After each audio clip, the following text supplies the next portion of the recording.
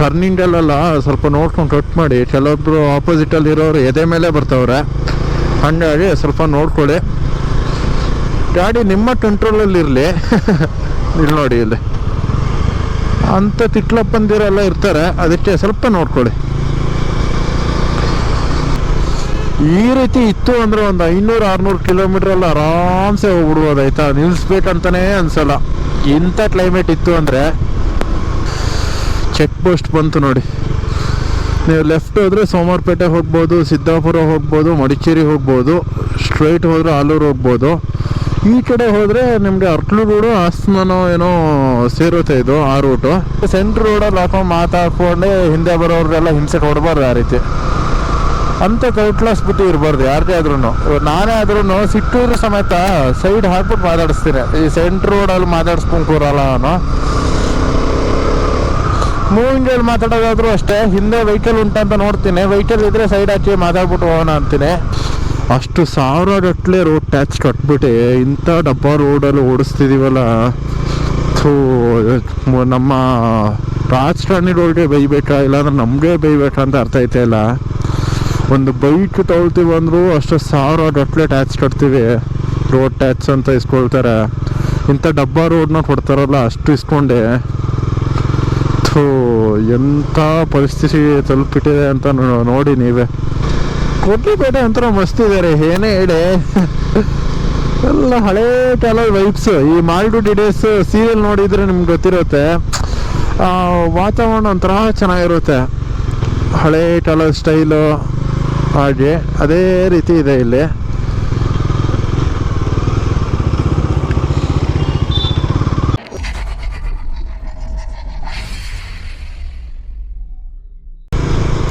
Hi hello ಎಲ್ಲರಿಗೂ ನಮಸ್ಕಾರ, ಎಲ್ಲರಿಗೂ ಚಾನಲ್ಗೆ ನಮ್ಮ ಸ್ವಾಗತ. Welcome back to the channel and welcome back to the new vlog. ಇವತ್ತಿನ ಕಂಟೆಂಟ್ ಏನಂದರೆ, ನಾನು ಧರ್ಮಸ್ಥಳ ಹೊರಟಿದ್ದೀನಿ. ಧರ್ಮಸ್ಥಳ ಸುಬ್ರಹ್ಮಣ್ಯ ಆ ಸೈಡ್ ಹೊರಟಿದ್ದೀನಿ. ಇದು ಆ್ಯಕ್ಚುಲಿ ಭಾನುವಾರ ರೂಟ್ ಆಯಿತಾ. ಇನ್ನು ಭಾನುವಾರ ತಲುಪಿಲ್ಲ ನಾನು. ಒಂಥರ ಚೆನ್ನಾಗಿದೆ. ಈ ಕಡೆ ಆ ಕಡೆ ಫುಲ್ ಸೀನರಿ, ಅದೆಲ್ಲ ಕೆಸ ನೋಡಿ, ಕೆಸ ಹಾಕಿರೋದು ಅದೆಲ್ಲ.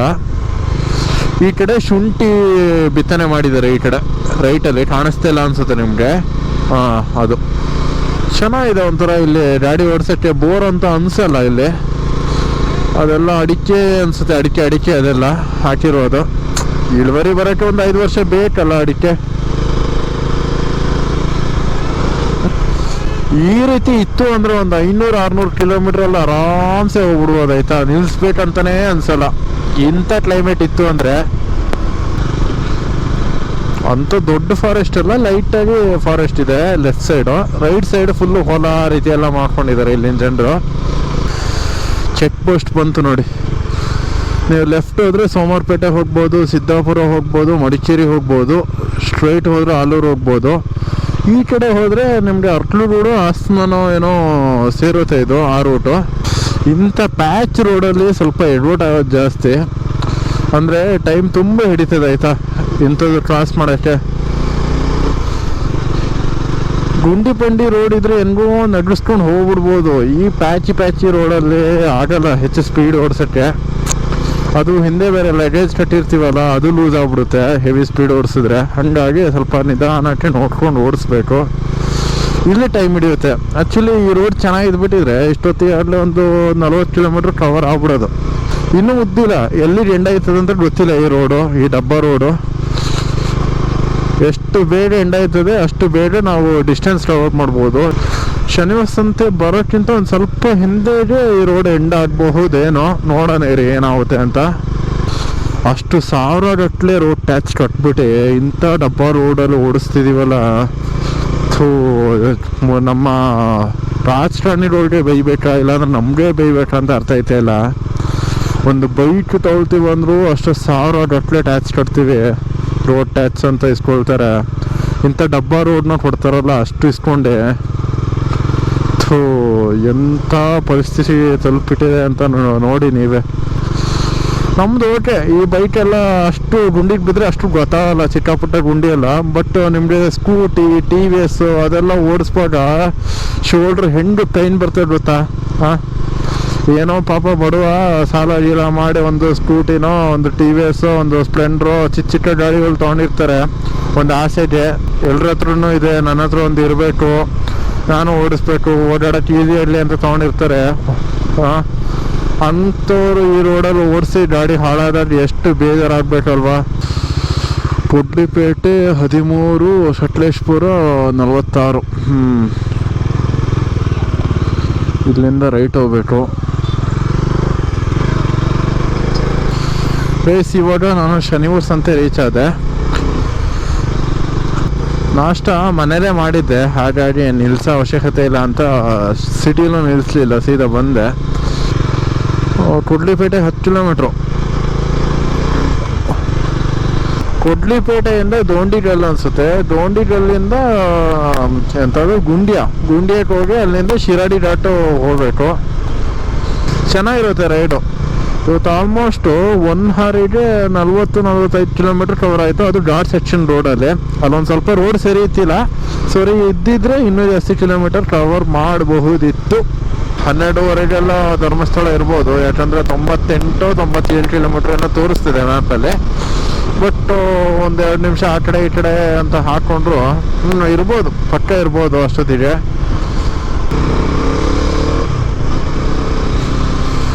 ಹಳೇ ಕಾಲದ ಮನೆಗಳು ನೋಡಿ.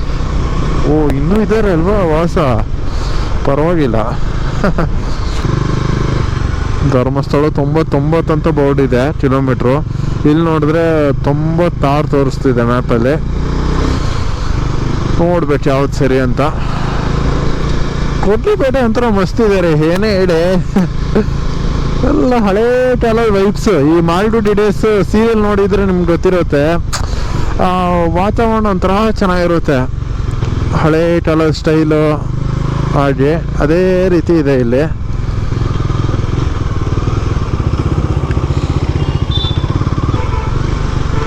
ಇದು ಬಸ್ ಸ್ಟ್ಯಾಂಡು. ಬಸ್ ಸ್ಟ್ಯಾಂಡ್ ಒಂಥರ ನಮ್ಮ ಸೋಮವಾರಪೇಟೆ ಬಸ್ ಸ್ಟ್ಯಾಂಡ್ ರೀತಿ ಉಂಟು ಇದು.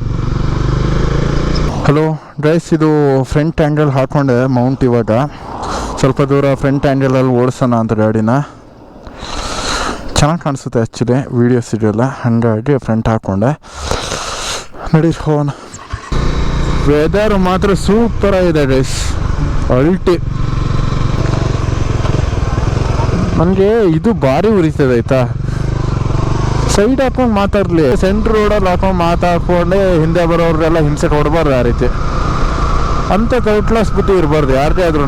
ನಾನೇ ಆದ್ರೂ ಸಿಕ್ಕಿದ್ರು ಸಮೇತ ಸೈಡ್ ಹಾಕ್ಬಿಟ್ಟು ಮಾತಾಡಿಸ್ತೀನಿ. ಈ ಸೆಂಟ್ರ್ ರೋಡಲ್ಲಿ ಮಾತಾಡ್ಸ್ಕೊಂಡು ಕೂರಲ್ಲ ನಾನು.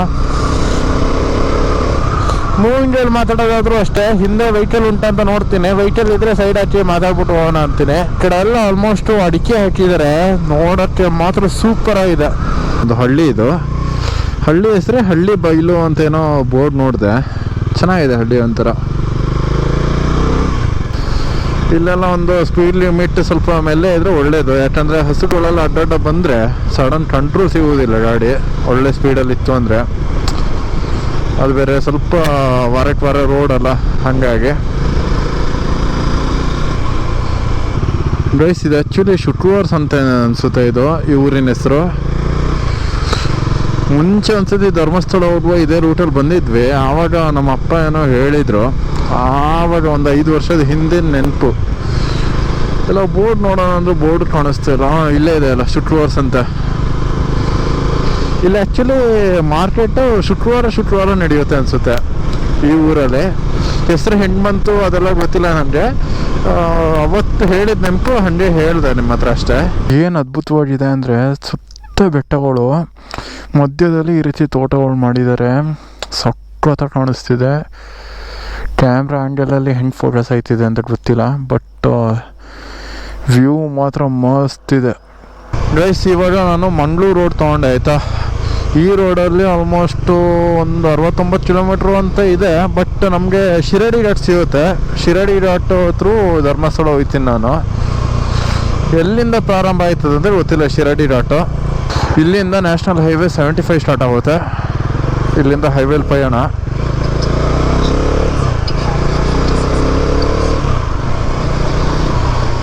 ಬೋರ್ಡ್ ನೋಡುವ, ಧರ್ಮಸ್ಥಳ 67 ಕಿಲೋಮೀಟ್ರು.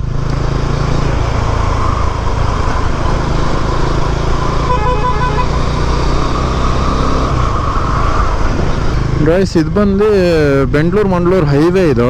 ಇನ್ನು ನೆಕ್ಸ್ಟು ನಮಗೆ ಗುಂಡ್ಯಾ ಸಿಗುತ್ತೆ. ಗುಂಡ್ಯಾದಿಂದ ಎಂಥದ್ದು ಶಿರಡಿ ಘಾಟ್ ಹತ್ರ ಧರ್ಮಸ್ಥಳ ಹೋಗಿ ತಲುಪೋಣ.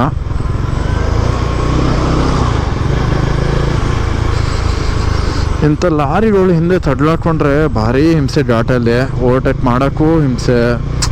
ಅವ್ರಿಗೂ ಹೇಳಿ ತಪ್ಪಿಲ್ಲ, ಲೋಡ್ ಇರ್ತದೆ, ಸ್ಪೀಡಲ್ಲಿ ಹೋಗೋಕೆ ಆಗಲ್ಲ.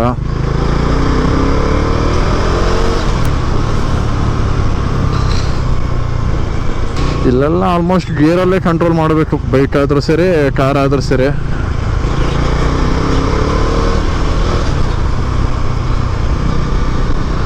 ಓವರ್ಟೇಕ್ ಮಾಡಿ ಹಿಂದೆ ಹಾಕಿರ್ತೀನ, ಎಲ್ಲಾದ್ರೂ ಒಂದು ಕಡೆ ಸ್ಟಾಪ್ ಮಾಡಿದಾಗ ಎಲ್ಲ ಮುಂದೆ ಹೋಗ್ತವೆ. ಪುನಃ ಅದೇ ಕೆಲಸ, ಪುನಃ ಓವರ್ಟೇಕ್ ಮಾಡು, ಹಿಂದೆ ಹಾಟು ದಾರಿ ಮಾಡ್ಕೊಂಡು ಹೋಗು. ಟರ್ನಿಂಗಲ್ಲೆಲ್ಲ ಸ್ವಲ್ಪ ನೋಡ್ಕೊಂಡು ಕಟ್ ಮಾಡಿ. ಕೆಲವೊಬ್ರು ಆಪೋಸಿಟಲ್ಲಿ ಇರೋರು ಎದೆ ಮೇಲೆ ಬರ್ತಾವ್ರೆ, ಹಾಗಾಗಿ ಸ್ವಲ್ಪ ನೋಡ್ಕೊಳ್ಳಿ. ಗಾಡಿ ನಿಮ್ಮ ಕಂಟ್ರೋಲಲ್ಲಿ ಇರಲಿ.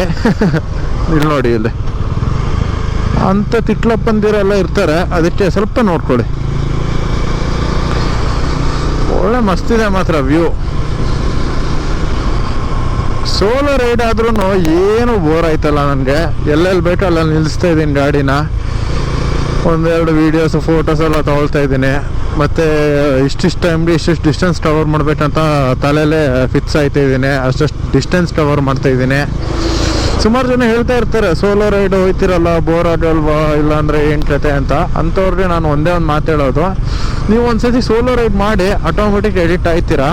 ಮುಂಚೆ ನಾನು ಇದೇ ಮೈಂಡ್ಸೆಟ್ಟಲ್ಲಿ ಇದ್ದೆ ಆಯಿತಾ, ಚಿಕ್ಕ ವಯಸ್ಸಲ್ಲಿ ಇರಬೇಕಾದ್ರೆ, ಅಂದರೆ ಒಂದು 10th PUC ಇರಬೇಕಾದ್ರೆ, ಏನು ಇವರೆಲ್ಲ ಸೋಲೋ ರೈಡ್ ಐತಾರಲ್ಲ, ಸುಮ್ಮನೆ ಶೋಕಿಗೆ ಹೋಗೋದು, ದುಡ್ಡು ಜಾಸ್ತಿ ಮನೇಲಿ ಮಾಡಿಟ್ಟಿರ್ಬೇಕು, ಅದನ್ನ ಖರ್ಚು ಮಾಡ್ತಾರೆ ಅಷ್ಟೇ ಹೋಗಿ, ಅದರಿಂದ ಏನು ಮಜಾ ಸಿಗ್ತದೆ ಅಂತ ಇದ್ದೆ.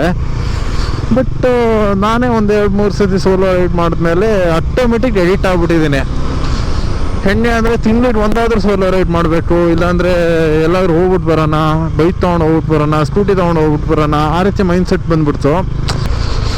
ಸೋಲೋ ರೈಡ್ ಬಂದ್ಬಿಟ್ಟು ವೇಸ್ಟ್ ಅಲ್ಲ. ನಮ್ಮನ್ನು ನಾವೇ ಅರ್ಥ ಮಾಡ್ಕೊಳ್ಬೋದು ಆ್ಯಕ್ಚುಲಿ ಸೋಲೋ ರೈಡಲ್ಲಿ. ಒಬ್ಬೊಬ್ಬರೇ ಈ ರೀತಿ ಮೋಟರ್ ಲಾಗ್ ಮಾಡ್ಕೊಂಡು ಮಾತಾಡ್ಕೊಂಡು ಹೋಗೋದು, ಮತ್ತು ಅಲ್ಲಲ್ಲಿ ಫೋಟೋಸ್ ತಗೊಳ್ಳೋದು. ಒಂದೊಂದು ಜಾಗದಲ್ಲಿ ಹೆಂಗೆ ಅಂದರೆ ಚೆನ್ನಾಗಿರುತ್ತೆ, ಯಾರನ್ನಾದ್ರೂ ಕೇಳೋದು ಫೋಟೋಸ್ ತಕ್ಕೊಡಿ ಅಂತ, ಅವ್ರ ಜೊತೆ ಫ್ರೆಂಡ್ ಆಗೋದು. ಗೈಸ್ ಇವಾಗ ಗುಂಡ್ಯಾದಿಂದ ಬಿಡ್ತಾ ಇದ್ದೀವಿ. ಅಪ್ಪ ಸ್ವಲ್ಪ ತಂಪಾಯಿತು. ಸಿಟಿಲೇ ಆಗಲ್ಲ ಓಡ್ಸೋಕ್ಕೆ ಜಾಸ್ತಿ. ಇದಾದಮೇಲೆ ಆ್ಯಕ್ಚುಲಿ ಶಿರಡಿ ಘಾಟ್ ಇಲ್ಲಿಂದ ಪ್ರಾರಂಭ ಅನಿಸುತ್ತೆ ನನಗೆ ಗೊತ್ತಿರೋ ಪ್ರಕಾರ. ಇದು ಆ್ಯಕ್ಚುಲಿ ಮುಂಚೆ ಬೆಟ್ಟ ಅನಿಸುತ್ತೆ, ಬೆಟ್ಟನೆಲ್ಲ ಕೊರೆದ್ಬಿಟ್ಟು ರೋಡ್ ಮಾಡಿರೋದು ಅನಿಸುತ್ತೆ ಇದು. ಯಪ್ಪ ಹೆಂಗಿದೆ ನೋಡಿ, ಪಕ್ಕ ಒಳ್ಳೆ ಮಳೆಗಾಲದಲ್ಲಿ ಕುಸಿಯುತ್ತೆ ಇದು. ಸ್ವಾಗತ ಶ್ರೀ ಕ್ಷೇತ್ರ ಧರ್ಮಸ್ಥಳ, 22 ಕಿಲೋಮೀಟ್ರ್ ಇನ್ನು. ಹಬ್ಬ ಹೈವೇಲಿ ಬಡ್ದಾಡ್ದೆ, ಒಂದು 100-110 ಗಂಟೆ ಹೋದೆ. ಇನ್ನೂ ಹೋಗೋಕ್ಕೆ ಧೈರ್ಯ ಬರಲಿಲ್ಲ, ಯಾಕಂದರೆ ಏನು ಗೇರ್ಸ್ ಇಲ್ಲ ಅಲ್ಲ. ಹಾಗಾಗಿ ಎಲ್ಲಾದರೂ ಚಿಕ್ಕ ಪುಟ್ಟ ಅಂಗಡಿ ಸಿಕ್ಕಿದ್ರೆ ನಿಲ್ಲಿಸ್ಬಿಟ್ಟೆ ಟೀ ಕುಡಿಬೇಕು. ಹಬ್ಬ ಗಾಡಿ ನಿಲ್ಲಿಸ್ದೆ, ಇವಾಗ ಒಂದು ಟೀ ಕುಡಿಬೇಕು. ಟೀ ಕುಡ್ದು ಸ್ವಲ್ಪ ರೆಸ್ಟ್ ಮಾಡಿ ಇಲ್ಲಿಂದ ಬಿಡೋದು. ಧರ್ಮಸ್ಥಳ ಒಂದು 16 ಕಿಲೋಮೀಟ್ರ್ ಇದೆ ಅಷ್ಟೇ, ಆರಾಮ್ಸೆ ಹೋಗಿ ತಲುಪೋದು. ಇವಾಗ 11:50 ಟೈಮು, ಆರಾಮ್ಸೆ ಹೋಗಿ ತಲುಪೋದು, ಏನು ತೊಂದರೆ ಇಲ್ಲ. ಹೋಗಿ ಟೀ ಏನಾದರೂ ಕುಡಿಯೋಣ ಇರಿ.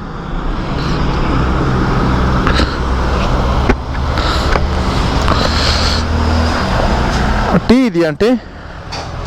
ಟೀ ಇದೆಯಾ? ಹಾಂ, ಒಂದು ಟೀ. ಗೈಸ್ ಎಲ್ಲ ಆಯಿತು. ಇವಾಗ ಸ್ವಲ್ಪ ಹೊಟ್ಟೆಗೂ ಬಿತ್ತು. ಪಕ್ಕದಲ್ಲಿ ಇನ್ನೊಂದು ಗಾಡಿ ಬಂದಿತ್ತು, Xpulse 210. ಒಂದು ಸತಿ Xpulse 210 ಓಡಿಸ್ಬೇಕು, ಭಾರಿ ಆಸೆ ಉಂಟಾಯ್ತಾ. ನಿಮ್ಮ ಹತ್ರ ಏನಾದರೂ ಇತ್ತು ಅಂದರೆ ದಯವಿಟ್ಟು ಹೇಳಿ, ಒಂದು ರೌಂಡು ಕೊಡಿದಂಗೆ. ಹಂಗೆ 210 ಎಂದೂ ಓಡಿಸಿಲ್ಲ ನಾನು, ಹಾಗಾಗಿ ಒಂದು ಸತಿ ಓಡಿಸ್ಬೇಕು ಗಾಡಿ. ಇದು ಪವರ್ ಚೆನ್ನಾಗಿದೆ ಅಂತ ಹೇಳ್ತಾರಪ್ಪ. ಚಿಕ್ಕ ಪುಟ್ಟ ಡಿಫಾಲ್ಟ್ ಇದೆ ನಂಗೆ ಗೊತ್ತಿರೋ ಪ್ರಕಾರ, ಬಟ್ ಪವರೆಲ್ಲ ಚೆನ್ನಾಗಿದೆ ಅಂತ ಸುಮಾರು ಜನ ಹೇಳೋದು ಕೇಳ್ಪಟ್ಟಿದ್ದೀನಿ. ಗೈಸ್ ಫೈನಲಿ ಧರ್ಮಸ್ಥಳ ರೀಚ್ ಆದೆ. ಆರ್ಚ್ ಹತ್ರ ಬಂದೆ. ಇರಿ ನಿಮಗೆ ಆರ್ಚ್ ತೋರಿಸ್ತೇನೆ. ಹೆಂಗಿದ್ರು ಹೋಟೆಲ್ ಸಾಕೇತಲ್ಲೇ ಉಳ್ಕೊಳ್ಳೋದು, ಇದ್ರ ಒಳಗಡೆಯಿಂದನೇ ಹೋಗಬೇಕು.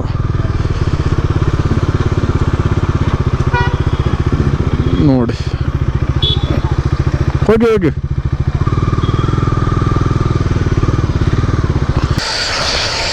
ಗೈಸ್ ಇವಾಗ ಸಾಕೇತ್ ರೀಚ್ ಆದ. ಇಲ್ಲಿ ರೂಮ್ ಮಾಡಬೇಕು, ಹೋಟೆಲ್ ಸಾಕೇತು. ಗೈಸ್ ಇವಾಗ ಹೋಟ್ಲಿಗೆ ಬಂದೆ, ಅಂದರೆ ಲಾಡ್ಜಿಗೆ ಬಂದು ಸ್ಟೇ ಆದೆ. ಹೋಟೆಲ್ ಸಾಕೇತಲ್ಲೂ ರೂಮ್ ಫುಲ್ಲು, ಮತ್ತು ನೇತ್ರಾವತಿ, ವೈಶಾಲಿ ಮತ್ತು ಶರಾವತಿ ಎಲ್ಲರಲ್ಲೂ ರೂಮ್ ಫುಲ್ಲು. ಧರ್ಮಸ್ಥಳ ಸಿಟಿಲಂತೂ ರೂಮ್ ಸಿಗಲಿಲ್ಲ ನಮಗೆ. ಹಾಗಾಗಿ ನಾನು ಏನು ಮಾಡಿದೆ ಅಂದರೆ ಸ್ನಾನಘಟ್ಟದಿಂದ ಸ್ವಲ್ಪ ಮುಂದೆ ಸೂರ್ಯಕಂಬಲ್ ಅಂತಲೂ ಒಂದು ಸ್ಟೇ ಇದೆ, ಅಲ್ಲಿಗೆ ಬಂದು ಸ್ಟೇ ಆದೆ.